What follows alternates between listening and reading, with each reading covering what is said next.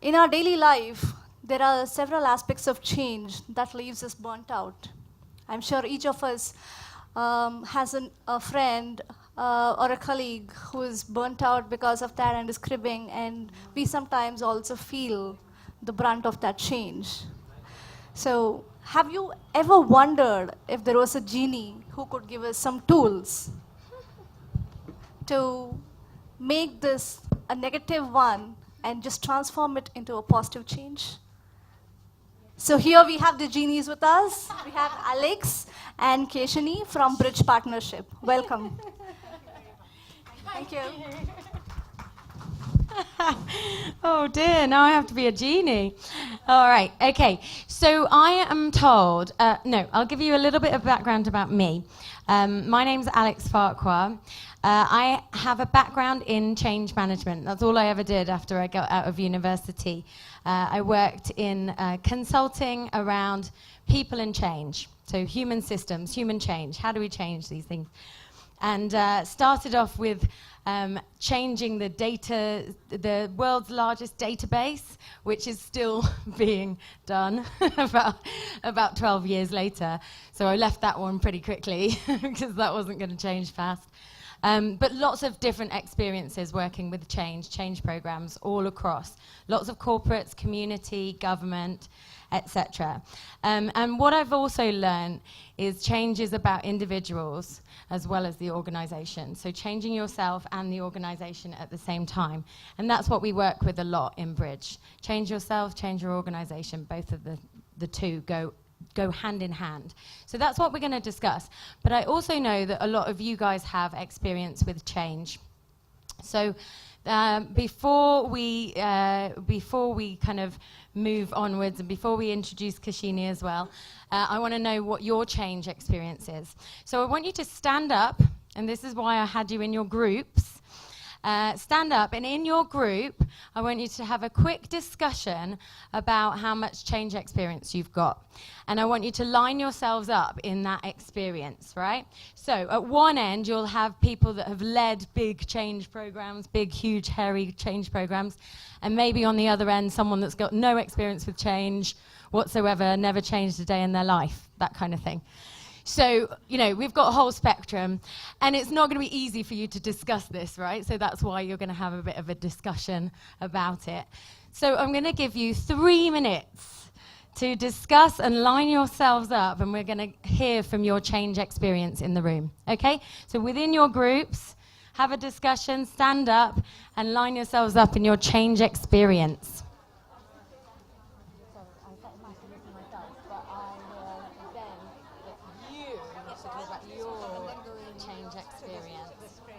At the front? Yes, because they were the first to sit down. Oh, okay. Yeah, professional change. Give us a... So who would like to share your change experience? Actually, it's a personal change, not a professional one. So I had to face divorce situation in my life, but even after I got divorced, I got married, and I got married to a person who was having 2 kids, so I'm a mother of 2 kids now. That's the biggest change in my life, and I'm proud of that change. I have no shame in sharing it with audience. Great. Someone over here. Who is the experienced change? Professional change, yeah. Oh, there's so many. That person up. Everyone's an expert. Hi, my name is Vaibhavi. Not a very experienced person though, but I have been in industry for a year now, and I changed my profile. So initially, the company I was working as a technical consultant role. So I was working on a software, making the modules, making the customizations, and working for the client, the bank, all those things. Now, I changed that role after 6 months, and now I am in the domain of education and management. So I'm working for taking the computer science, a program that my company has developed to the students, and I'm managing the whole program. So we are taking that program to like 10,000 students across India. So it is a big change for me in the work profile, but I love this change. Yes. Someone over here. Yeah, I'm coming. This is Gayatri from Dell. I'm not talking about the change. You told me to, told us to decide who has the more number of change, but I made them realize all of us have the same amount of changes because change is different for different persons. So I might be, if you go and calibrate, maybe by age, I might have seen too much of changes, but all of their changes I've gone through. Somebody became mother, somebody moved from US to India, or somebody changed so many jobs or profiles. So we decided to sit in the same positions because we thought all of us have the same amount of changes.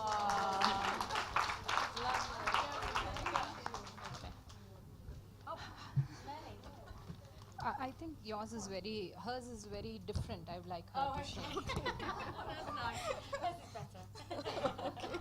All right. So during my school and college days, I was big time into sports. So I was studying in a sports school, had sponsorship from Sports Authority of India, and won medals at the national level. But then there came a point when I had to decide, is it sports or career? So then I had to make a switch to computer science. So then took up a career in computer science, and then made my career in it. Wow. So that was a big change. But then, yes, I love this profession, and I'm doing good at it. So. Brilliant, thank you. Yeah. Give us some change. So I'll speak for all of us. So all of us have been going through change. Like some of us change our schools, city, domains, place, and the biggest change we are all right now going through is the demonetization. We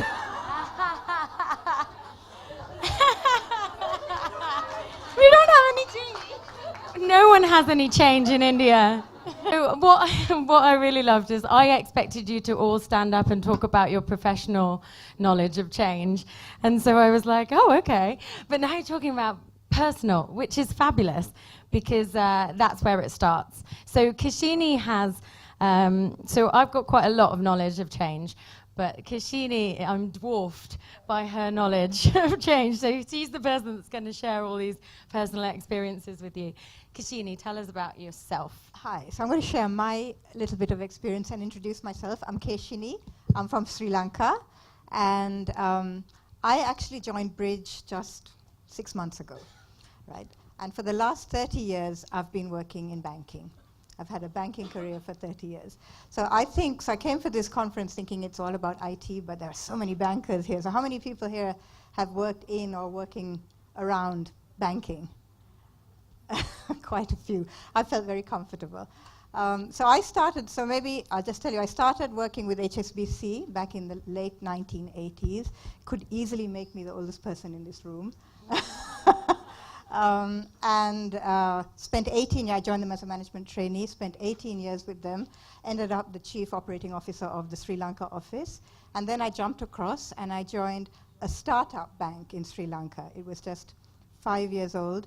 It was brand new, Sri Lankan bank, and even now it's only 17 years old, a completely different experience.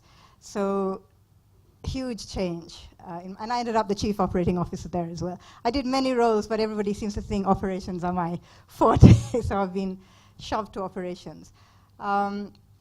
Just to give you an idea of the amount of change that I've seen when I joined HSBC in the 80s, they had literally just a few years before that gone from manual banking to computerization. And I was part, as management trainee, of the initial piloting and implementation of their internally developed universal banking system hub, which they still use. So that's where I started.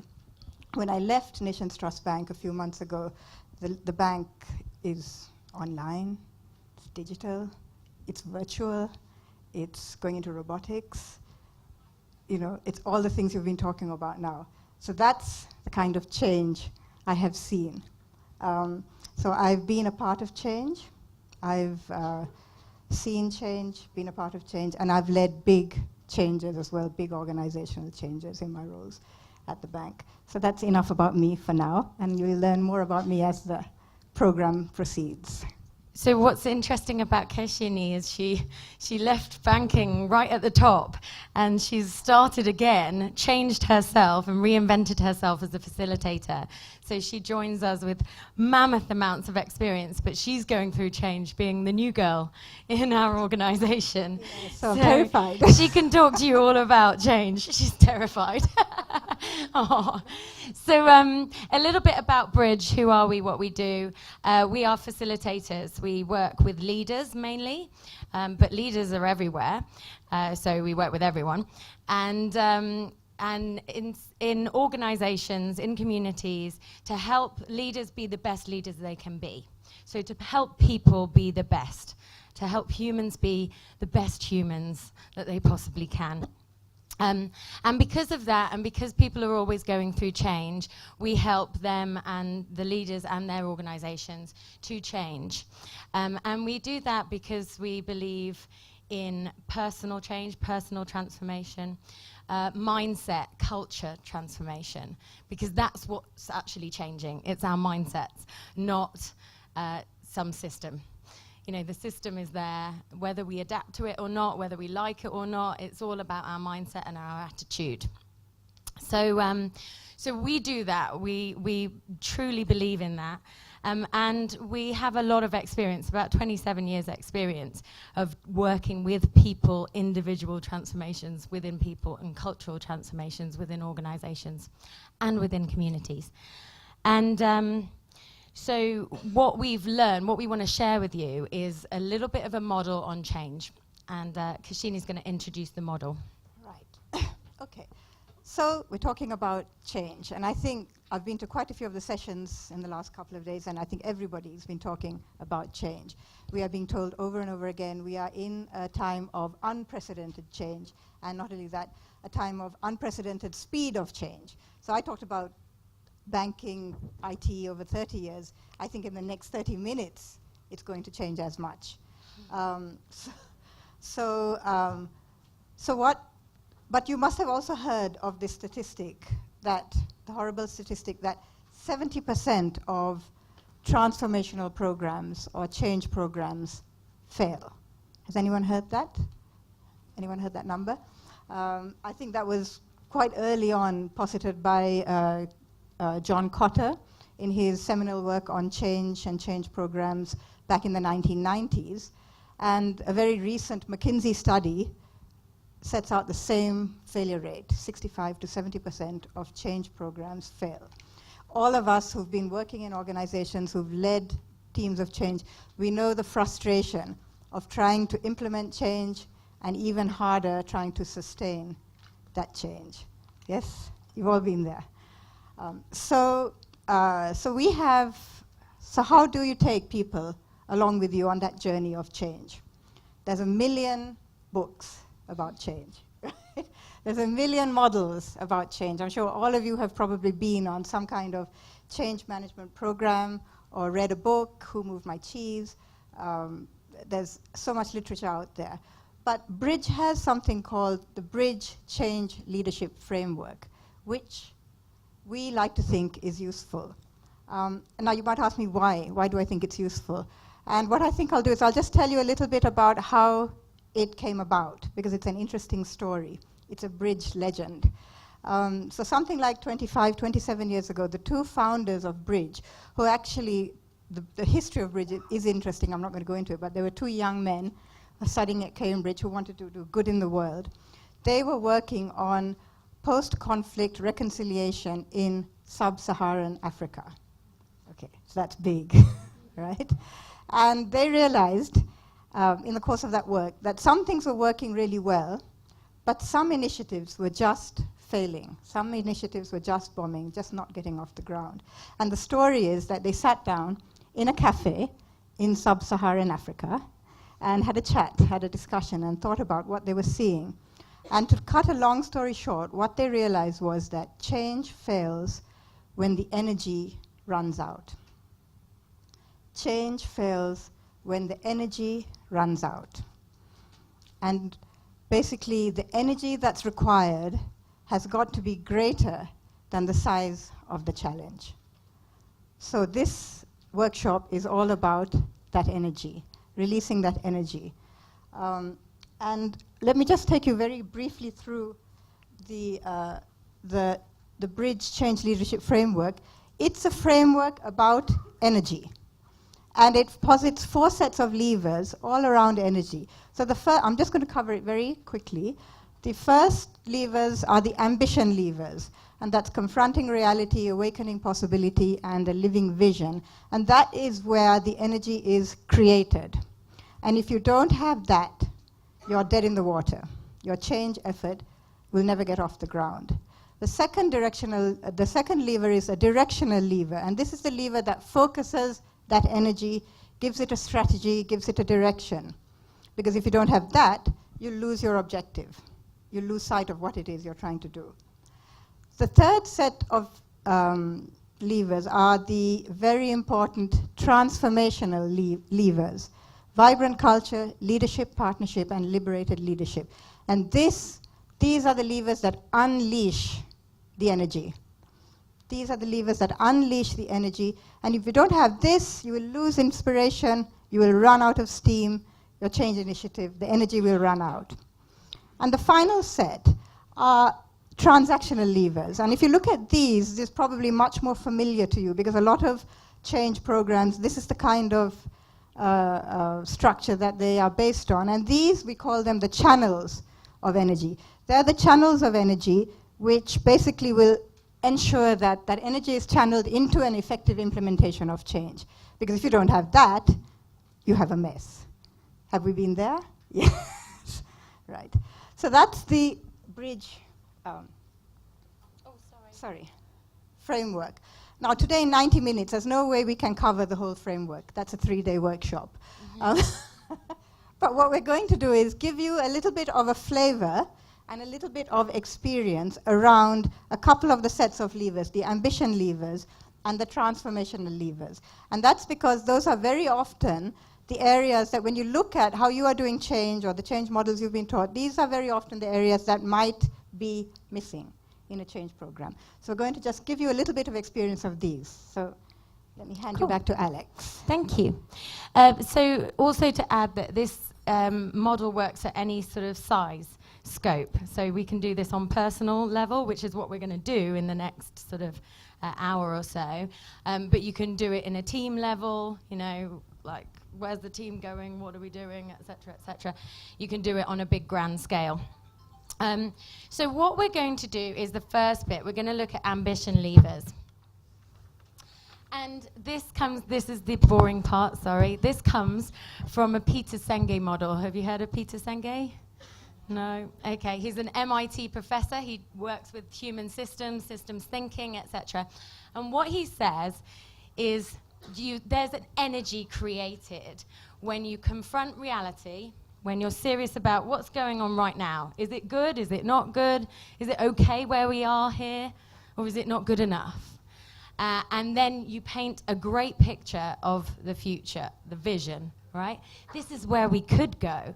Look at what could happen. And so we've heard quite a lot of people talk about robotics, and people are scared, well, will I lose my job? You go, no, robots are taking the menial tasks. You don't like doing those menial tasks, right? Do you? You know, and they go, no, I don't, it's crap. And then they go, well, look what you could have, right? Robots in the future will take all that rubbish task and free you up to be more creative and excited. You know, that kind of thing. So, it's like a rubber band. I want to demonstrate it with two people. Can I do that? Can I take you and you? Okay. So you're going to be my current reality, and you're going to be my future vision. And you're like a rubber band, so hold hands. You're like a rubber band together. Okay. So what happens if the... Oh, wait a minute. You're going to turn around because the future vision's walking that way. Okay. Good. All right. Yeah. All right. So what happens if the vision is too close to the reality? It's ease. Where are you going to move? Do you want to move? There's no force to move anywhere. So, well, I'm comfortable here. Why should I bother changing when the change is just, you know, a little bit? There's no point, right? It's not worth the energy. What happens if the vision moves further away? Yeah, you start losing your hands, and she starts coming towards you, like a rubber band, right? It starts to become elastic. Now she's feeling pulled. Right? So creating that energy. This vision is exciting. Look at the future. Look at what we could have. Thank you. Well done. Actually, no, wait. I've not finished. Okay, what happens if the vision is too far away? She either starts running, but after a while she gets tired and the rubber band snaps. Thank you. Give them a round of applause. So the rubber band snaps, right? It's impossible. I can't make it all that far. You know, you need to give me something else, right? So that's the idea. Leaders need to create, or in organizations or in your own change, you need to be really brutally honest about the current reality. Is this good, what we're doing right now? Is this relationship working for me in this space right now? And if not, confront it. What could it be like? What could we have? We could have a better relationship. We could have a better world. We could have, what would it look like? And then I start to be like, oh, I want more of that. And I've got the energy to move. So it's all about creating that energy. So what we're going to do is create a bit of energy in the room and awaken your possibility. So we talk about talking about that vision and inspiring people around that vision is awakening possibility. Awakening the possibility within someone that it could be different and better and wonderful, and it's worthwhile giving up what you've got now for. And so to do that, we've got an exercise. It's a pairs exercise, so you're in pairs with your partner. And what I'm going to do is give you 3 minutes each. So the first person goes, and I want you to share these questions around your personal purpose. What are you good at? What are your talents? What are you most proud of doing? Talk about any of those. What are your passions? What do you love doing? When do you feel most alive? And also, what do you care about in the world? What do you really want to see happen out there in the world? So talk a little bit about your purpose. Take 3 minutes, share as much as you can around these questions. And then the other person's going to go, okay? All right. Time starts now. Time's still up. Shh. I've awakened too much possibility. Put it back in the box. So I'm just interested to there's so much energy in the room, you can't even stop you. So how was that? I'm wondering if someone will share a couple of words about that experience, that activity. How was that as an activity? How do you feel now? Definitely inspired, sitting next to a very, courageous lady. But I think there's definitely a lot of sensitivity around the changes they have gone through, and I feel more connected, and that's why we're sharing numbers. We want to connect offline. But definitely, yes, I think I'm more connected to this individual, and I want to take this relationship forward, whether it's professional or personal, whatever that is. So thank you for the opportunity, really. My pleasure. You just ask a few questions and let you go. So who else wants to share? Yes?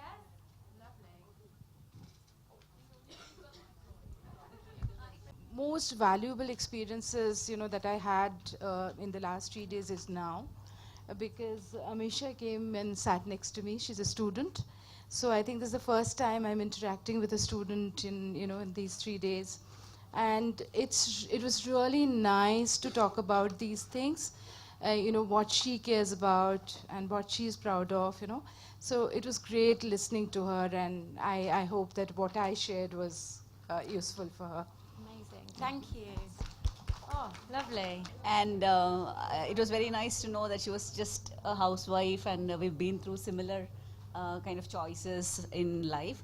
But why I stood up to speak is, it felt very liberating for me to speak through. Even though it was all positive that I had to speak, I could talk some things where, even though I'm good at, there is something which is still holding me back.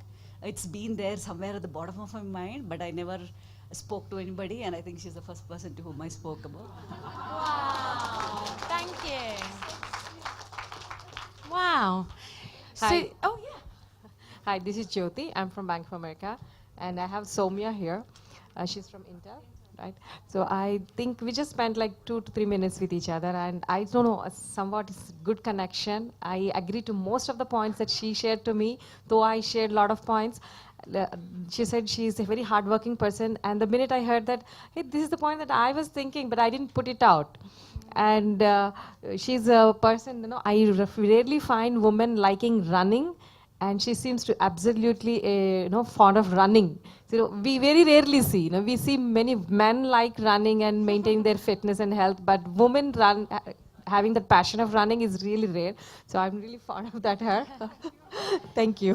I think I really got a good connection out of this session. I saw you guys, you were really expressive with each other. I could see you from the other side. Thank you. So this is about creating energy, right? We created energy just with some simple questions about, simple questions. And this is what we talk to leaders about, talk to companies about.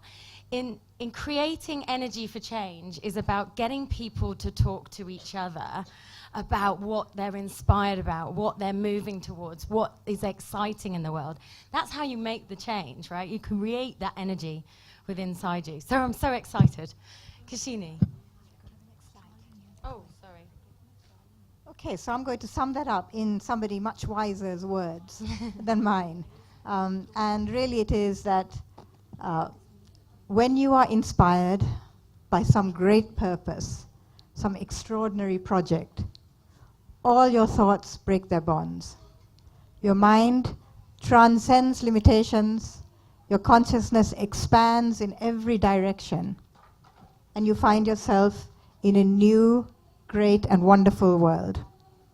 Dormant forces, faculties and talents become alive, and you discover yourself to be a greater person by far than you ever dreamt yourself to be. Yeah?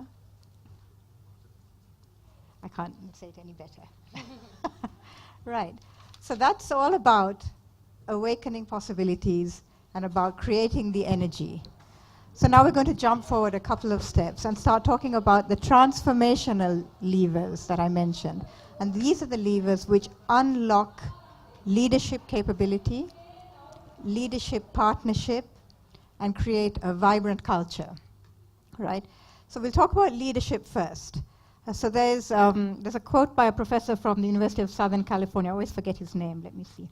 Warren Benning, who he makes a distinction between managers and leaders, and he says, leaders are the people who do the right thing, and managers are the people who do things right.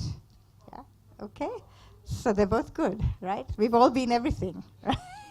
So I'm not running anyone down. Yesterday, I heard an even more hilarious one from my colleague Sapna, who's sitting there at the back, right? And she said that she says managers are the guys who light the fire beneath you, but leaders are the people who light the fire within you. Isn't that fantastic? Thank you, Sapna. So at Bridge, we talk about not just leaders, but liberated leaders. So what's a liberated leader? And what it is leadership often comes, and I know this, and I'm sure a lot of you do, from when you get a position of leadership, there's a lot of prestige, etc., but with it comes a huge burden. There's a huge amount on your shoulders. You get stress, you get worry, you get exhausted, yeah? That happens with leadership. But how can you unleash the energy as a leader if you are that? So we need to be liberated leaders. You need to be liberated leaders. You need to be inspirational. You need to be invigorating. You need to be passionate about what you do to really unleash that energy. But it's not easy. You can't be that all the time. So Alex is going to take you through a little exercise which is something I've learned from Bridge in the last couple of years, and it really works in terms of how do you get into that mindset of being a liberated leader as and when you need to. So let me give you over to Alex. Thank you. Okay, so another activity for you. I want you in your pairs, so you can work in the same pairs or you can work in different pairs, but if you've exchanged numbers, then you're good. So person A, give yourselves a name, person A, person B. Person A talks about a time when they were not at their best, a time recently when you were not at your best, right? So there were times, not like the worst time in the world, but just a time when you were not at your best. What were you feeling? What were you thinking in that moment? And then person A is going to share a time when they were at their best. What were they feeling? What were they thinking in that moment? Okay? Right? So 3 minutes to discuss. Out of the box, you've got space, right? And that's why we talk about out of the box thinking. You're creative, you're energized, you're thinking, I can do more, I can do anything. The world's a great place, I'm in the right place, etc., etc., etc. So we can be quite resourceful in that space, right? We can think of different options, different ways to tackle a situation, etc. So where would you like to spend more time? Out of the box, yeah. Thank God, because then otherwise we'd finish the session, we'd be like, all right. So yeah, it's better to spend time out of the box because we have more options, we feel more connected with the world, etc., and we're more resourceful. The problem is we can't help going in the box. It's human nature. We go in and out all the time. It's our fight, flight, freeze response. It's just natural. It happens in a 1/12 of a second. So what's going on when we go in the box, when we go into that unresourceful space? What happens to put us in the box? Does anyone know? Yeah, so before you feel isolated, what happens? A trigger, yeah. Yeah, a challenge, yeah. A failure. What? Yeah. Expectations not met, yeah, yeah. So all of those things. So there's two things, at a very simple level, two things. One thing going outside of us, we call that a trigger, a moment in time, something that happens. Could be, I'm really busy, I'm on the way to work, and then I get stuck in that massive Bangalore traffic jam. And I'm like, you know. Or it could be, you know, the email on a Friday night that says urgent on it, and you're like, can I just ignore that? I don't really want to see it, and I know I'm going to have to stay all weekend. It could be my mother-in-law. She's got this little expression. It's like this. And I know she's going to say something stupid, and I'm like, ugh. She doesn't have to do anything, just that little expression, and I'm like, she's going to say something stupid's going to come out her mouth, and I'm going to be like, ugh. You know, these things happen all the time. So that's what's going on outside of us. Inside, we are interpreting whatever's going on outside of us. So we make this interpretation, and we call it self-talk. The thoughts, the constant, we call it monkey mind sometimes, yeah? That constant dialogue that's going in your head. What's she talking about? I don't know what she's talking about. It's that voice, right? So that interpretation of the situation, which is, so that trigger, our interpretation of it causes us to go in the box. And so that is good news because we can, because we now realize that we put ourselves in that box. But does that make sense, right? Sometimes we go in the box and it's actually our interpretation. So an angry person waving their finger at me, pretty hard not to go in the box, right? I'd have to be some sort of Zen guru, like, I'm totally fine. But no, it's like, what? What have I done? What have I done? The question for leaders, and for as in all of us, is how long do you stay in the box for? Do I stay in the box until he goes away and then I go, oh, you know, maybe he was having a bad day, it's okay, and I get myself out of the box? Or do I stay in there and go, actually, you know, he's such a horrible person and this always happens to me, and, you know, and it continues with me for the rest of the day or the rest of the week. So that is the essence of being in and out of the box. How long do you stay in there? How long do you listen to this self-talk? And what is that self-talk that's going on? So the self-talk when you're in the box, the thoughts when you're in the box, what is it like? You shared something. Pretty negative, yeah. What else? Condemning, quite judgmental, right? Judging yourself, especially, yeah. Disturbing thoughts, yeah.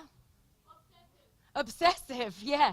It's just going on like the same thing over again. He hates me, he hates me, he hates me, he hates me. And then you're trying to find reasons for that hate, you know, like you're trying to find causes. It must be because I did this, you know. And you just go on and on and on and on and on. It's quite exaggerated. If you're thinking about the future, it can be quite pessimistic. So, and actually what it is it's not totally true. That's all it is. So there's an element of truth in it, kind of, but it's not totally true. It's usually exaggerated, judgmental, pessimistic. So this is the box. We could be sat there saying, I should do this. Should is a word in the box word. I should do it. I have to do it. I have no choice. And that leads to resentment and doing what everyone else wants you to do. I really, really want to do it. That's like a tense drive. You know those leaders that are like, keep going, keep going, keep going. I can't. It's hopeless. I can't do it. It's his fault that I can't do it. It's not my fault that I can't do it. And these are the in the box things. We can change that mindset. We can notice it, because it's natural, right? It happens. We can notice it, and we can change it, and we can say, hey, Alex, you're being a bit exaggerated right now. What's really true of this situation? Well, what's true is, you know, I can learn from this situation. What's true is I want to do something better. What's true is I can give it a shot, I can give it a try. All those sorts of things. Do you get the idea? Yeah? Do you know this slightly? It's from cognitive behavioral therapy, but it's kind of a well-known theory. And it's just one of the key things that we teach to all leaders, because their self-talk, your self-talk, your thoughts determine your actions, your behavior, your attitude. And that determines how people see you, how people react to you. If I'm always like angry, then you're going to behave in a different way to if I'm always happy and jolly, right? We know these sorts of things. But what people don't know so much is that they can change that. They can just change it by changing their thoughts. So there's an actual activity, but I don't want to do it because we've not got enough time. An activity which I've left you with, which you can take home and try when you find yourself in the box. Or even if you don't know when you're in the box, you can just check it out. So that's liberated leaders. The point of liberated leaders is being at your best, being at your most resourceful, so that you can handle all these challenges and the change that's coming. And in a change, you're going to get loads of self-talk. You're going to get loads of the negative stuff, right? This is a waste of time. I don't know why we're doing this. I don't care, etc. I could be doing something else. And how do you, as leaders, how do you work your own self-talk, but also how do you help others get out of the box? So leaders that spend more than half their time in the box, because we go in and out all the time, right? Leaders that spend more than half the time in the box have 4 times the amount of attrition. So people just leave, right? They don't want to hang around with people like that. Also, leaders cause everyone else, it's a train effect, right? Because everyone's looking at the leader. If the leader comes in the box, then everyone else will be in the box. And they might not be so resourceful to get themselves out. So that's a little bit about liberated leaders. Yes, that's a really powerful tool in and out of the box. And I've used it as a leader to great effect, really. It has chilled me in the last 2-3 years incredibly, and I think people enjoy working with me as a result. Right, so the other transactional levers, which we're not going to have time to spend too much time on, but I'm going to touch on them, is something that we call leadership partnership.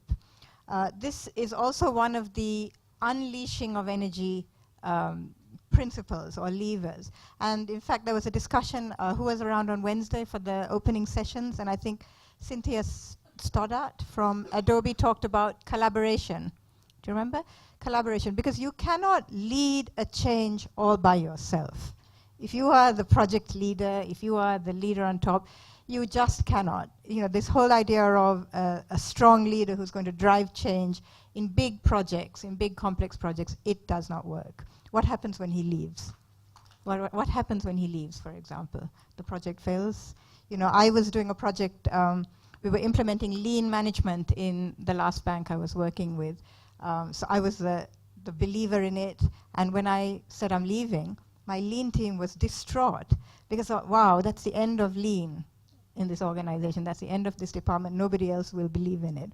But so you can't do change and sustain change if you don't. So what we talk about is having purpose, a shared purpose, where leaders share the responsibility of their leadership for the project or for the change. And that's really about shared leadership. It's about empowerment. It's about everybody believing that they have some responsibility for leading this project.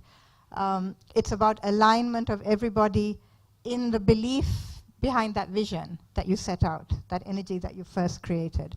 So shared purpose is very key. And the other side of it is trust. So here we say you need to build trusting partnerships. And again, on Wednesday, I heard a very interesting discussion, and I think the second panel discussion again, where somebody stood up and asked, what happens if you've done something and then realized that it was wrong? Did anybody hear that question? And a couple of the panel members answered by saying, you know, you step up and you take responsibility, you take accountability as the leader. You don't hide. So it's all about truth, telling the truth in your team, right? And sharing that, not fluffing it over or hiding it away or burying it, sweeping it under the carpet. And the other part about trust is connection, establishing that emotional connection with everybody who's involved in that change. And what we really say is, as you go up the scale, when you have high shared purpose and a high trusting partnership, you have leadership partnership. And this will really unleash your change, and it will also sustain that change, because everybody is accountable and responsible for it. So leadership partnership. Just one more little slide on trust, so Bridge has an interesting take on trust. A lot of people, most people will believe that building trust takes a long time. You have to work with people for years and years before you trust them. Relationships begin at a social or at a business level, and then they gradually progress to trust levels over time where people are comfortable to trust each other. But Bridge believes that this doesn't have to be the case, and that really great leaders can establish trust very fast. And we call it high trust with low touch, that you establish that trust very fast. And I think something that I have done, again, is I've worked with teams, and as I've become more senior, I've had much less time to actually look into the nitty-gritty of stuff. And I've just told them, you go out and you do it. Just do it. If it goes wrong, I'll back you.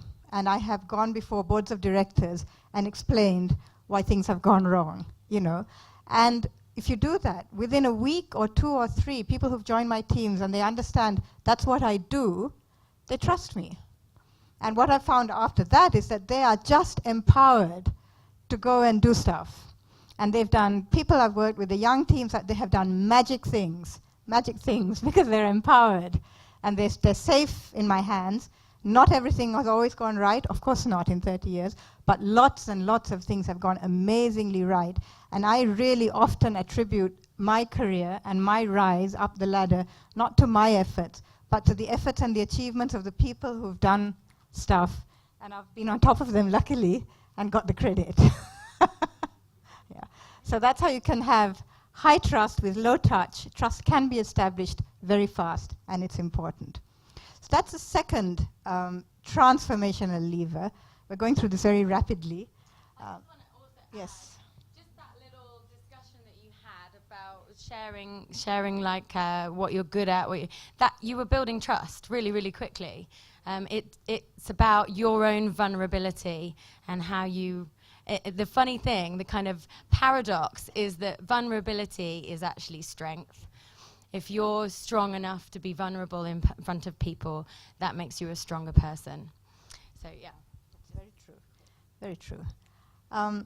Right, and the third transformational lever is a vibrant culture. So there's again a study out there which says that the greatest factors in creating effort in employees, or energy, which is what we're talking about, is 42% comes from leadership. So we've talked about leadership, and another 20% comes from the culture, the vibrant culture that you establish. Now we don't have time to go into exercises on vibrant culture, but even a little dipstick test. Think about your organization and think about what is the atmosphere of the culture in your canteen or around your water cooler, right? In the canteen, do people huddle together in their groups of friends and gripe and moan, groan, complain about the workload, about the time, about the, and is it toxic? Or are they in there excited, talking about the project, what's next? I'm loving what I'm doing. Is it vibrant? Yeah. And again, a story from my personal experience. When I started out as a management trainee, I was the first girl who joined that organization as a management trainee. And the executives, there are about 14 of us, we used to have lunch in what was called then the officers' mess, a very old-fashioned British thing. And I still remember now, it's a vivid memory for me, that I'd get off the lift feeling quite shy about having to walk in and sit down with all these men and eat my lunch. And the first thing I'd hear would be this burst of laughter coming out from the lunchroom, from the mess, and the noise and the chatter. And those lunches were, when I look back at them, we would look forward to it. We'd spend more than an hour having lunch. We would talk, we would gossip, we would chat. I learned so much of my banking around the lunch table, so much of informal mentoring, so much empowerment came to me just from that kind of environment, that vibrant environment. And most of those guys are still my best friends long after we've left the organization. So just before I leave you with the thought of vibrant culture, I just thought about this conference. What kind of culture do you feel at this conference? Isn't it amazing? It is, I am blown away by it, organizers. The culture and the vibrancy of this conference, and I'm coming from Sri Lanka, it's a small country, I see 3,000 women here, sort of the excitement, the vibrancy, that Wednesday afternoon, the dancing, the excitement I've seen of everybody coming in for these workshops. This is vibrant culture. This is inspiring you to change, right? This is unleashing your energy, am I right? You're going back to office tomorrow, ready to go, right? Full of change. So this is vibrant culture. I really can't show you any better. Right. Okay, so now I'm going to give you back to Alex, who will take you through the rest of the model. How are we doing? Are you okay so far? Yeah? All right, good. So the next slide I'm just going to apologize for. I don't like many words on slides, so I have to run through it because it's part of the model. Oh. Aha. So this is just the transactional levers, because the last exercise we're going to do is get you to run through the model and talk about which bits you're strong on, which bits you're not so good at. So I really want to just take you through very briefly the transactional levers. This is all about, are you aligned in your structure, your processes, your communication, your capabilities? Have you got the right people in your mission critical roles to make that change happen? The environment around you is the workplace and the nature of that's why we had you in circles, right?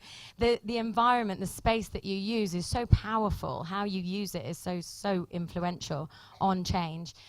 And also, are your people systems aligned? Are you rewarding people for the things that they're going to do in the future? Or are you rewarding them on the things that they were doing in the past? And that's a key thing. So the only thing I can say on this is that I worked a lot in consulting, and that's what we would do, a lot of this sort of change, and we'd restructure and restructure and restructure the same organization over and over again. And it wouldn't change because it was people. People were bored of being restructured. Actually, they didn't need restructuring. They needed a structure that enabled their change. So this is just the key. These things just need to be aligned. You need to be thinking of everything when you're talking about the organization. And having the right people and having capabilities which are excellent emotional as well as cognitive capabilities, that is key, right? Emotional allows you to deal with this change, get out of the box, be resourceful in these sorts of situations. So that's all I want to say about that. What I want to do is generate a bit of discussion in the last quarter of an hour. Why is this not working? Aha. So we're back to our change model. And I want to get you to kind of work through it and talk through it with your colleagues. And just have a look. The way the change model works is not linear. We have to create the change and create the energy at the start. But just have a look and say, which ones are you good at in your organization? Which ones have you got nailed? And which ones are you not so good at? Look at the whole model. We've introduced you in detail to a couple of the areas, and we've run through everything else briefly. But look at the whole model, use it as a lens for the type of change processes that you go through or you are leading in your organizations.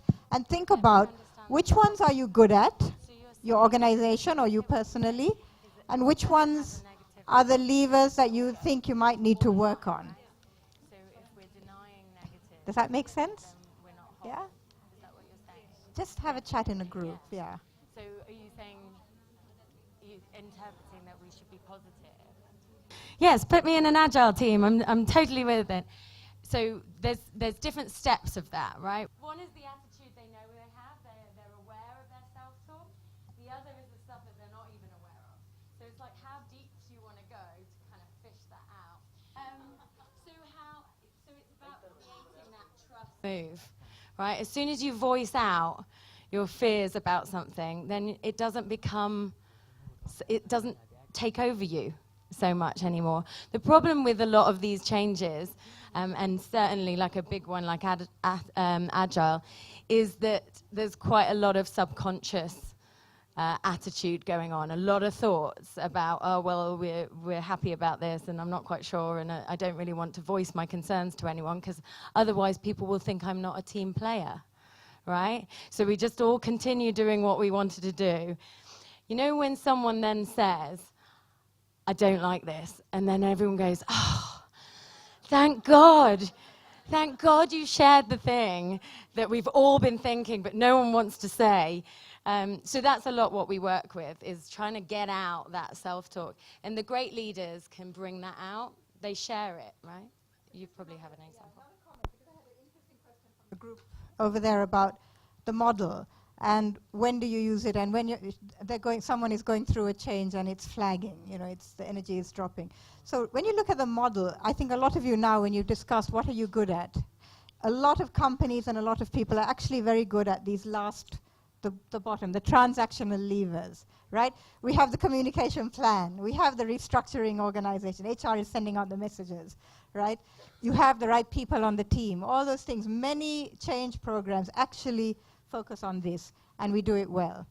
But why is the change still failing? And usually, so what we say is take the model. This is a live, living model.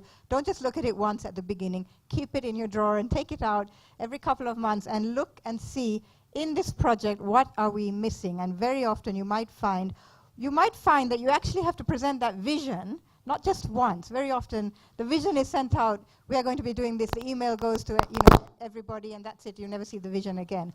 You need to bring that vision out quite regularly and create that energy again. What are we aspiring for? But much more, those transformational levers get neglected, so that liberated leadership, that leadership partnership, that vibrant culture. If you find that all these things are working but your change is flagging, it's because someone has let go of the pink bits. So you need to then think about what should we do here to reinvigorate and sustain the energy. So that's really how you can use this model right through your change project. It's a really practical, it's a practitioner's tool. It's not some theoretical thing. And if you look at it, you'll find these things are going well, but we've lost this. Or we need to look again at that awakening possibilities and re-inspire the vision. Yeah? Does that make sense as to how you can use it? Also on a Yeah. personal level, sometimes when I'm trying hard and I'm working things and I'm trying to get there, I've been trying to sell a lot of work for a year. And I'm new to selling work. I'm more of a doer. So the idea of going out and meeting businesses and talking about what it's all new to me. I was trying really, really hard. And then as soon as I stopped and confronted reality, I was like, hey, I'm trying really hard here. I'm trying really hard, and actually nothing's happening right now. And was really honest with myself about it, and honest with other people about it. It just released this energy in me. I was like, oh, it's okay. It's okay. I can only try as hard as I can try, and that's okay. If nothing's happening, that's also okay. So being really honest about reality, being really honest about like the crap as well. I don't know if anyone was in our last session, but we did a session on bitch, moan and whine. Yeah, you did it. Bitch, moan and whine. So yeah, give yourself a time slot for like 2 minutes and then just get it all out. Like, and this is terrible, and this is terrible, and this is terrible, and this is never going to work, and I hate it, and rah, rah, rah, rah. And then it's out. Right, okay, it's out. So I think we need to. And it really, really does work. I think we need to wrap up. Wrap up. Is there any more questions? Yeah.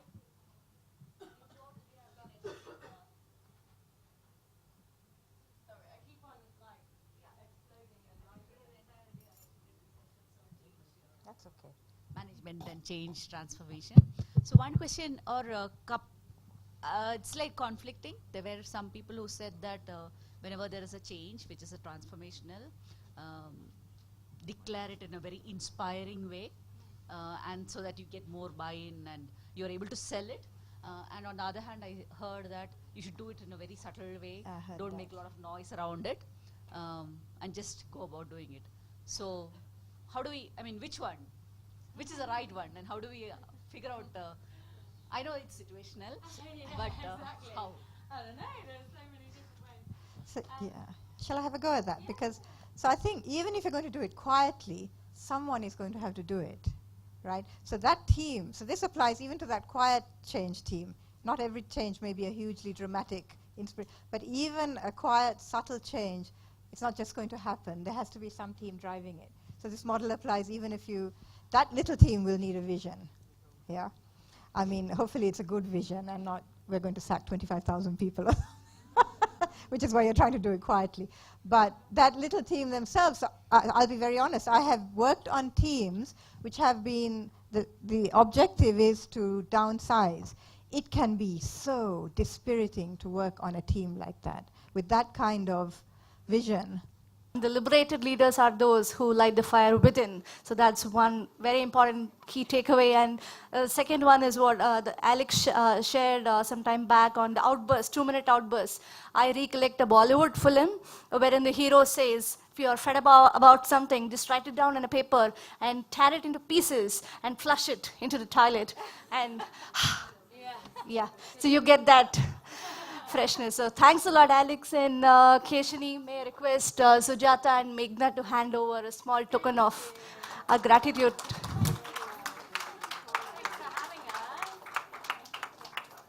Thank you.